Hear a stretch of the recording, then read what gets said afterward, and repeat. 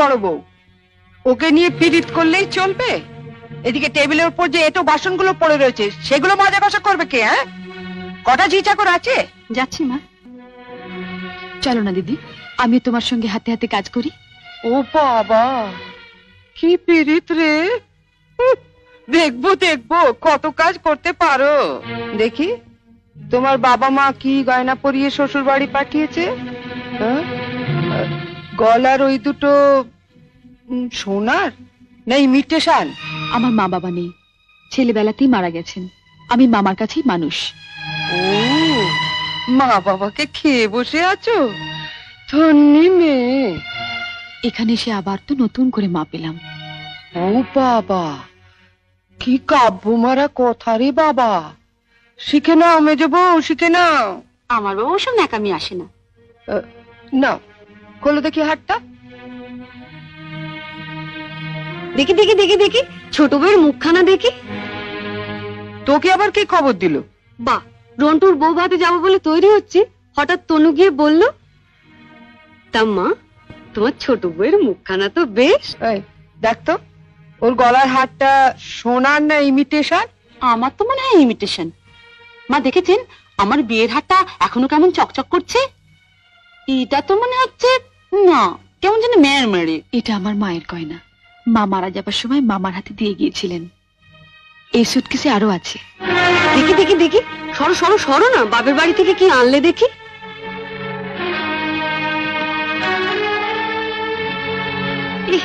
কি শাড়ি গো, ই মেয়ে, এ নিশ্চয়ই কোনো ভিখারি বাড়ির মেয়েকে বিয়ে করেছে তনু।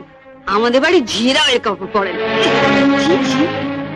দেখ দেখ বাবা, লাল লাল যাচ্ছে দেখি পাউডার। মা মা আমি ঠিক বলছি মা, এ নিশ্চয়ই কোনো বস্তি বাড়ি মেয়ে, নইলে বিয়েতে কেউ এরকম শাড়ি দেয়? দেখ দেখ, বাহ, এই শাড়িটা কিন্তু বেশ, তাই না মেজে বৌদি?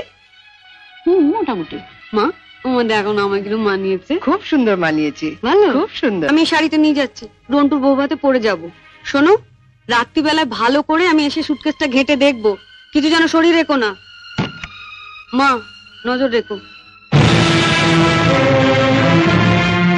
শাড়িটা রেখে যাও। রেখে যাবে মানে? শুনলে না, ও এটা পরে ওর বন্ধুর বউ ভাতে যাবে। বউ ভাতে যাবে? নিজের শাড়ি পরে যাক। বড়লোক বাড়ির বউ ভিখিরি মেয়ের শাড়ি ধরে টানাটানি করছে কেন? ও মা, মেয়ের কি চোপা গো, আসতে না আসতে। আমি বলছি শাড়িটা ছাড়ো। না, আপনার মেয়ে না বলছিল আমার মামা যেসব শাড়ি দিয়েছে তা নাকি ওদের বাড়ি ঝিও পড়ে না? তামা, আপনি আপনার মেয়ের বিয়েতে এমন একটা শাড়িও দিতে পারেননি যেটা পরে রন্টুর বউ ভাতে যেতে পারে? আপনি তো দেখছি মা আমার মামার চেয়ে বেশি বিকিরি। কি কি বললে তুমি আমার মাকে? বুকে খুব বাজলো না? ঠিক আমার বুকে এমনি করে বেজেছিল যখন তুমি আমার পিতৃতুল্য মামাকে বিক্রি বলেছিলে। চুপ কর ছোট। না, তুমি তো যত নষ্টের গোড়া। ও আসার সঙ্গে সঙ্গে 7 তাড়াতাড়ি কেন নিজের ঘরে নিয়ে এলে এবার বুঝতে পারছি। এর মধ্যে ওর কালে বিষ ঢেলে দিলে। দিদি কোথায় বিষ পাবে যে ঢালবে? আপনি আর আপনার মেয়ে তো বিষের জমিদারি নিয়ে রেখে দিয়েছেন।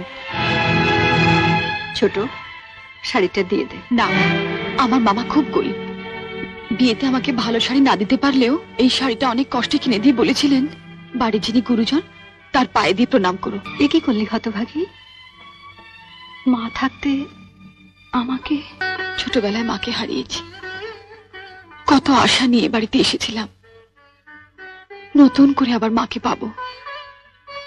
কিন্তু বড়দি, ওনার যা মূর্তি দেখলাম এ তো মায়ের মূর্তি নয়। শাড়ি দিয়ে প্রণাম করলে আমার মরা মায়ের হাতটা কষ্ট পাবে। শুনলে মেজে বৌদি, শুনলে? যত বড় মুখ না তত বড় কথা। ঠিক আছে, রন্টুর বউ ভাত থেকে আসে, তারপর তোমার হচ্ছে। দাঁড়াও, যাবার আগে ছুঁড়ে ছুঁড়ে যে শাড়িগুলো ফেললে সেগুলো সুটকেসে তুলে দিয়ে যাও। তুমি বড়লোক বাড়ির বউ, তোমার বাড়িতে 10-20টা ঝি থাকতে পারে, কিন্তু এই বাড়িতে তো ঝি নেই, তাই কাজটা তোমাকেই করে যেতে হবে। কি হলো, তোলো। ছেড়ে দে ছোট। তুমি চুপ কর বড়দি। আমার বাড়িতে? মা, কি ডাকাত মেয়ে রে বাবা। যাই, ওনাকে বলি গিয়ে যায়। মেজো বৌদি,